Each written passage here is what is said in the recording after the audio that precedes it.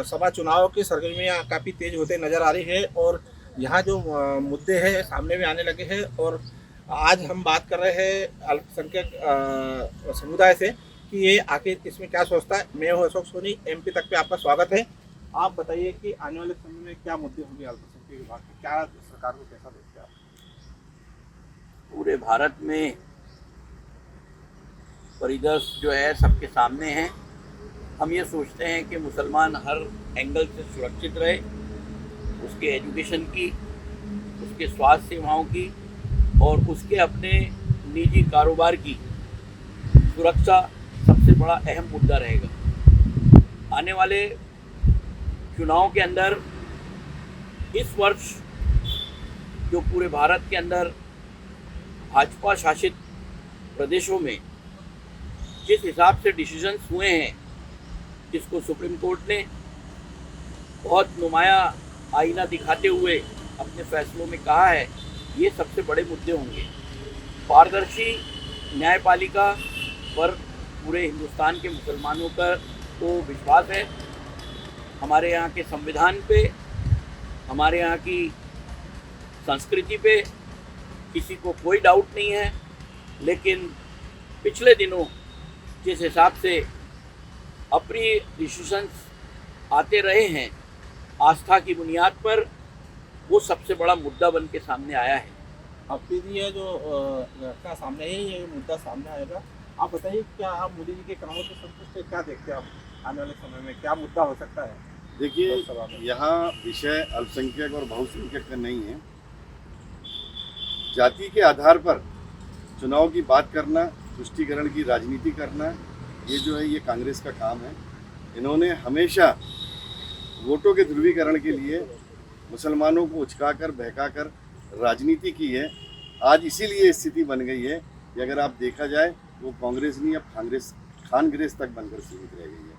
और ये जो आप बात कर रहे हैं, तो आज भारतीय जनता पार्टी की नीति रीति, उनकी कार्यशैली, हर वर्ग विशेष की तरफ ध्यान देना, हर जात का, हर धर्म के लोगों का विकास करना, जो नीति ऐसी बनी है, कोई नीति आप ऐसी बता दो कि जो धर्म के ऊपर आधारित हो, चाहे वो व्यवसाय हो, लघु उद्योग हो या इंडस्ट्री हो या जितनी भी तरह की शिक्षा हो, स्वास्थ्य हो, ऐसी कोई आप वो बता दो कि जिसमें ये पैमाना तय किया गया है कि अल्पसंख्यक के लिए है, ये बहुसंख्यक के लिए नहीं है, इस तरह का। तो आज जो भारतीय जनता पार्टी का डिसिप्लिन, भारतीय जनता पार्टी की कार्यशैली, भारतीय जनता पार्टी की एकजुटता, भारतीय जनता पार्टी की धर्मनिरपेक्षता, भारतीय जनता पार्टी की जो नीतियाँ हैं, जो नीतियाँ हैं, उनके आधार पर हिंदू नहीं, मुसलमान नहीं, हर जाति, हर धर्म का वर्ग एक साथ मिलकर भारतीय जनता पार्टी को वोट देगा। और आने वाले समय में भारतीय जनता पार्टी की देश में सरकार प्रचंड बहुमत से करने वाली है। इनका मानना है कि आने वाले समय में भाजपा की ही सरकार बनेगी। लेकिन हम बात करते हैं, गुप्ता सिंह हमारे पास मौजूद है।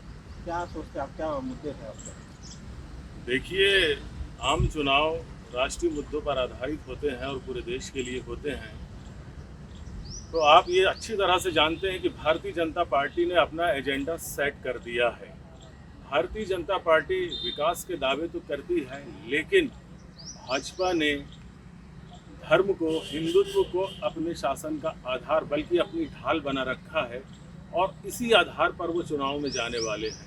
आप यदि पिछले 1 साल के दौरान जो घटनाक्रम हुए हैं उन्हें देखेंगे, चाहे राम मंदिर का निर्माण हो, चाहे ज्ञानवादी वाला मामला हो, चाहे मथुरा में शाही ईदगाह वाला मामला हो, या अभी हाल ही में अबू धाबी जाकर मंदिर का पूजन करना हो, या अभी गुजरात जाकर द्वारका श्री के दर्शन करना हो, ये भाजपा की चुनावी तैयारियों का हिस्सा है। लेकिन देश का अल्पसंख्यक समुदाय को इस बात से कोई खास फर्क पड़ता नहीं है, क्योंकि भाजपा की पॉलिसी तो जग जाहिर है।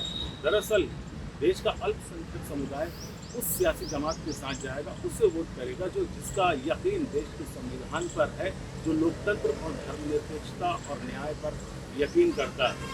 तो भारतीय जनता पार्टी के इस तरह की ध्रुवीकरण और बहुसंख्यकवाद की राजनीति का शिकार अल्पसंख्यक समुदाय नहीं होगा। यहाँ पर मुसलमानों के साथ साथ हमारे बहुसंख्यक भाइयों के भी विवेक का, वो भी अपने विवेक का इस्तेमाल करके वोट करेंगे, ऐसी हम अपेक्षा रखते हैं। भाजपा की जो नीतियाँ है अल्पसंख्यक विभाग, तो उसको अल्पसंख्यक समुदाय उस पर असर नहीं पड़ेगा।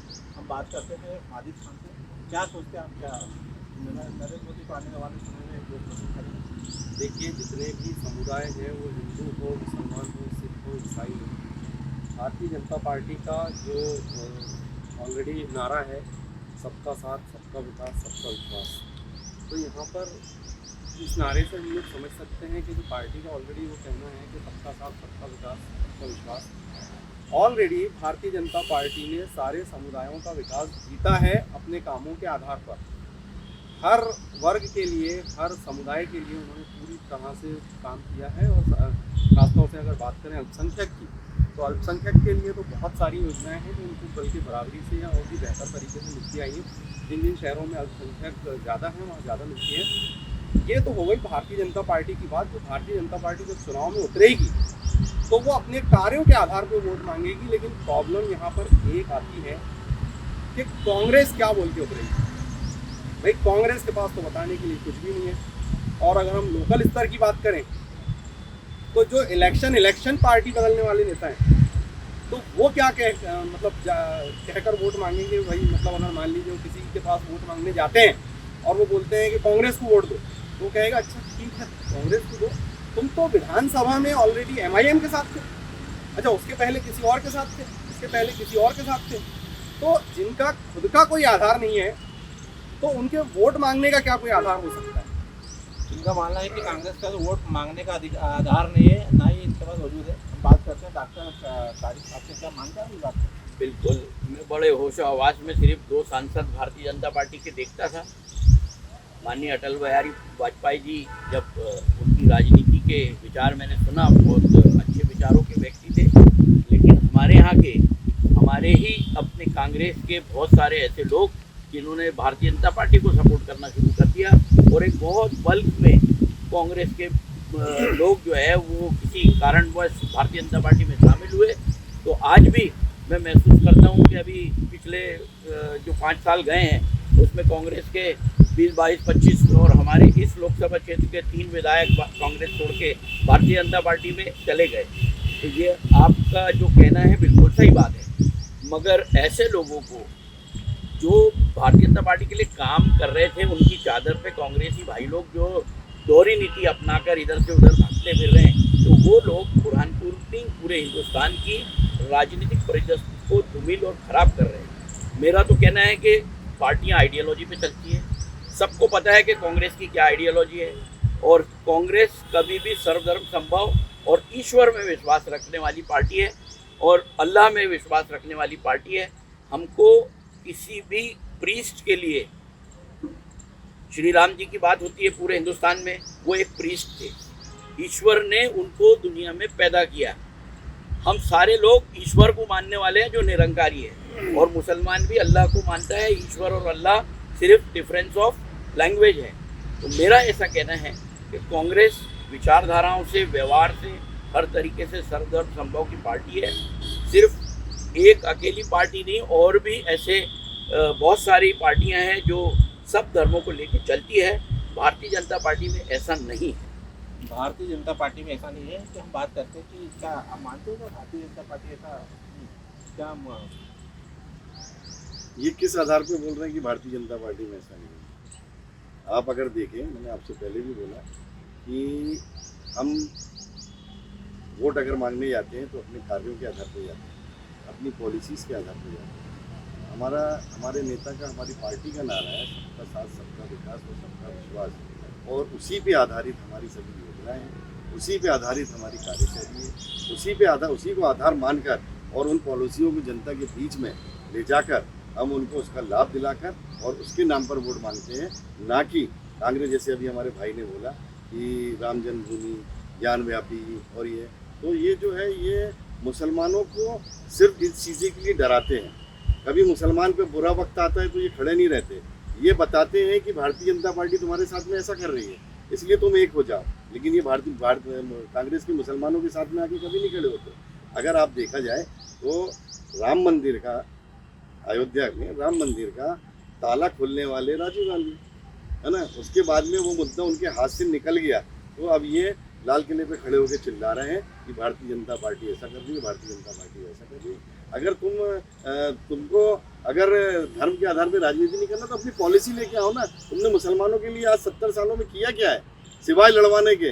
जो पंचर बना रहा था वो पंचर ही बना रहा है, जो इलेक्ट्रीशियन था वो इलेक्ट्रीशियन ही है, जो स्कूल उर्दू स्कूल जो आज़ादी के बाद से प्राइमरी थे वो अपग्रेड नहीं हुए थे। भारतीय जनता पार्टी ने बताया है कि आज आप देखो हमने पॉलिसीज ऐसी लेके आए कि मुसलमानों में आज IAS है, IPS है, आज उर्दू स्कूलों का अपग्रेडेशन हुआ है। तो हमने मुसलमानों के बेसिक उत्थान कैसे होगा इस पर हमने चिंता की है। आप जैसा बता रहे हैं कि राष्ट्रीय मुद्दे पे क्या लोकसभा चुनाव होगा? बिल्कुल राष्ट्रीय मुद्दे रहेंगे, हर तरह के मुद्दा। आदमी जिस तरीके से जहाँ वोट लेने जाएगा लोकल मुद्दों के आधार पर हम वोट निकाल के लेके आएंगे और उसके बाद में राष्ट्रीय मुद्दों के आधार पर सरकार बनेगी और प्रचंड बहुमतों से बनेगी।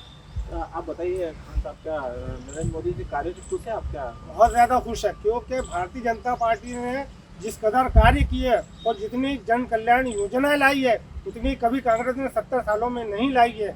और ख़ासतौर से अल्पसंख्यक के लिए तो बहुत ज़्यादा योजना लाई है। आज पूरा अल्पसंख्यक जो है वो भारतीय जनता पार्टी से खुश है और भारतीय जनता पार्टी अपने कार्य के आधार पर जीतेगी और अपने कार्य के आधार पर ही वोट मांगेगी। आप बताइए, क्या राष्ट्रीय मुद्दे पे चुनाव होगा या लोकल मुद्दे में? लोकल मुद्दे होंगे तो क्या होंगे?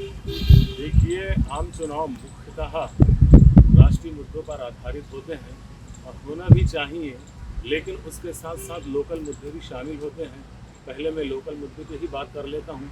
दरअसल आपका सब्जेक्ट मैं अच्छी तरह से समझ रहा हूँ, मैं इसे राजनीतिक बहस नहीं बनाना चाहता हूँ, इसलिए आपके विषय पर फोकस करते हुए ये बात मैं कहता हूँ कि बुरहानपुर में देखिए कितनी बेरोजगारी हो रही है। अभी हाल ही में नगर निगम ने 200 कर्मचारियों को निकाला। बहादुरपुर सूत मिल के कर्मचारियों को आज तक पैसा नहीं मिला, जबकि हुकुमचंद मिल के मजदूरों को सरकार बनते ही भाजपा ने पैसा दिया। अब क्या भारतीय जनता पार्टी बहादुरपुर सूत मिल और ताप्ती सूत मिल के कर्मचारियों को भी ऐसा ही बनाना चाहते हैं? आज तक उनका परिवार आर्थिक संकटों का सामना कर रहा है। भाजपा के राज में ही बुरहानपुर में कोरोना काल में 10 करोड़ रुपए का घोटाला आया है। अभी आजकल फिर से उजागर हुआ है। 2 मिनट नहीं, बल्कि मैं 1 मिनट लूँगा आपसे। तो ये सरकार भ्रष्टाचार मुक्त नहीं है, इसके भी कुशासन का सामना जनता कर रही है, ग्रस्त है।